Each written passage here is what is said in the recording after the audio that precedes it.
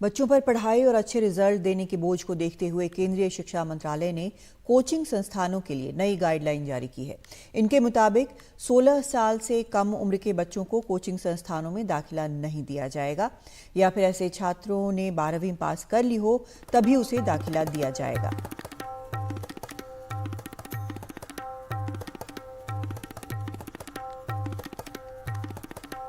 भ्रामक वादे या रैंकिंग दिखाकर बच्चों को दाखिला कोचिंग संस्थान न दें, ये साफ कहा गया है। कोचिंग संस्थानों को 50 से ज्यादा बच्चे जहां होंगे उसे ही कोचिंग संस्थान माना जाएगा।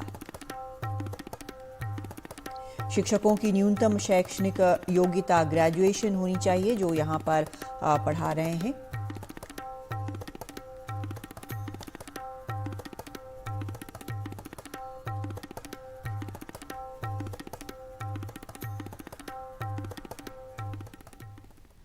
और कोटा में जहां पर काफ़ी कोचिंग की जाती है, काफ़ी वहां पर कोचिंग इंस्टीट्यूट्स हैं, वहां पर कई छात्रों से बात की है हमारे संवाददाता शाकिर अली ने। केंद्र सरकार ने सभी राज्य सरकारों और केंद्र शासित प्रदेशों को जो निर्देश जारी किए हैं उसके मुताबिक अब कोचिंग संस्थानों में 16 साल से कम उम्र के बच्चों का दाखिला नहीं होगा। इसके अलावा कई सारी सुविधाएं जो है बच्चों के लिए कोचिंग संस्थानों को देनी होगी ताकि वो स्ट्रेस फ्री रह सकें।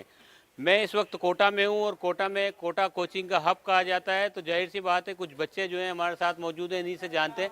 जी, आप लोगों के लिए जो सुविधाएं जारी करनी थी आपसे जानना चाहेंगे।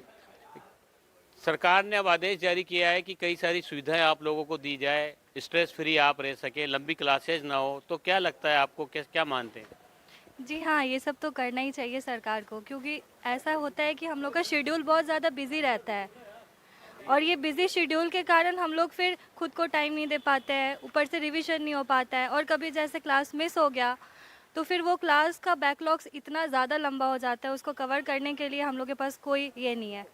इसलिए हम लोग को ऑनलाइन क्लासेस दे या फिर एक 2 दिन तो छुट्टी देना ही चाहिए। फीस के लिए भी कहा गया है कि अगर कोई बच्चा फीस रिफंड चाहता है तो उसको जल्दी उसकी फीस रिफंड की जाए।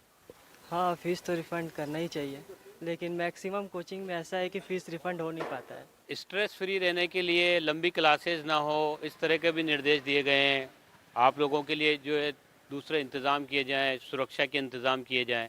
क्या मानते हैं आपको जो इन सब चीज़ों की ज़रूरत होनी चाहिए, ये सब चीज़ें लागू होनी चाहिए? बिल्कुल होनी चाहिए सर। देखिए, क्लासेस भी यहाँ पे 6 से 8 घंटे की होती है, उसके बाद सेल्फ स्टडी वगैरह सब कुछ करना पड़ता है यहाँ पे। और ऊपर से फिर प्रेशर है हर तरफ से, एग्ज़ाम भी अब 3 साढ़े 3 महीने बाद है, तो स्ट्रेस तो होता ही है।